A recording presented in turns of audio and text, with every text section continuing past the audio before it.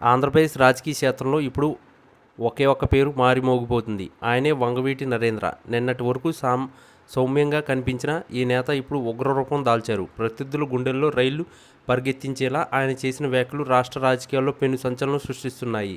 ముఖ్యంగా ముఖ్యమంత్రి చంద్రబాబు నాయుడును ఉద్దేశించి ఆయన విసిరిన సవాల్ ఇప్పుడు చర్చనీయాంశంగా మారింది.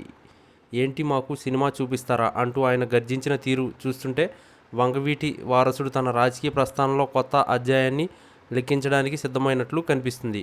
బస్తీ మే సవాల్ అంటూ నరేంద్ర చేసిన ప్రకటన కేవలం ఒక మాట మాత్రమే కాదు, అది ఒక హెచ్చరిక. విజయవాడ రాజకీయాల్లో వంగవీటి కుటుంబానికి ఉన్న పట్టు ఎట్లాంటిదో ప్రత్యేకంగా చెప్పనక్కర్లేదు. ఇప్పుడు అదే వారసత్వాన్ని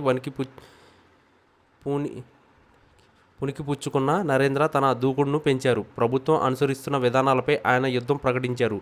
అభివృద్ధి పేరుతో సాగుతున్న అన్యాయాలను సహించేది లేదని ఆయన స్పష్టం చేశారు.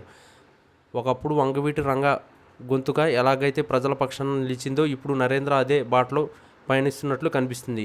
చంద్రబాబు నాయుడుకు ఇది ఒక పెద్ద షాక్ అనే చెప్పాలి. కూటమి ప్రభుత్వం అధికారంలోకి వచ్చిన తర్వాత అంతా సవ్యంగా సాగుతుందని భావిస్తున్న తరుణంలో వంగవీటి నరేంద్ర రూపంలో ఒక బలమైన ప్రతిఘటన ఎదురవుతుందని,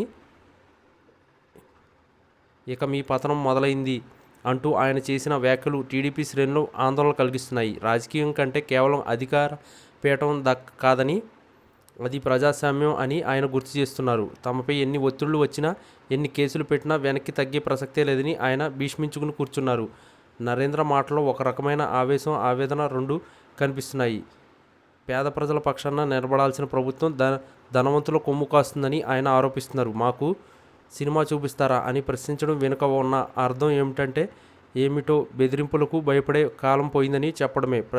ప్రజాక్షేత్రంలోనే తేల్చుకుందాం రమ్మని ఆయన పిలుపునిచ్చారు. ఈ పరిణామాలు చూస్తుంటే రాబోయే రోజుల్లో ఏపీ రాజకీయాలు మరిన్ని మలుపులు తిరగడం ఖాయంగా కనిపిస్తుంది. వంగవీటి నరేంద్ర ఉగ్రరూపం వెనుక ఉన్న అసలు కారణం ప్రజల నుంచి వస్తున్న మద్దతుని విశ్లేషకులు భావిస్తున్నారు. ప్రత్యక్ష క్షేత్రస్థాయిలో ప్రజల సమస్యలను తెలుసుకుంటూ ఆయన ముందుకు సాగుతున్నారు. చంద్రబాబు సర్కార్కు ఈ సవాల్ ఒక గట్టి పరీక్ష వంటిది. ప్రజాబలం ఎటువైపు ఉంటే విజయం అటువైపే ఉంటుందని నరేంద్ర నమ్ముతున్నారు. ఈ రాజకీయ పోరాటంలో ఎవరు గెలుస్తారు, ఎవరు ఓడతారు అన్నది పక్కన పెడితే వంగవీటి నరేంద్ర మాత్రం ఒక బలమైన ముద్ర వేయడానికి సిద్ధమయ్యారు. ఆయన వేసిన ఈ అడుగు రాజకీయ చదరంగంలో ఏ తరహా మార్పులు దారితీస్తుందో వేచి చూడాలి.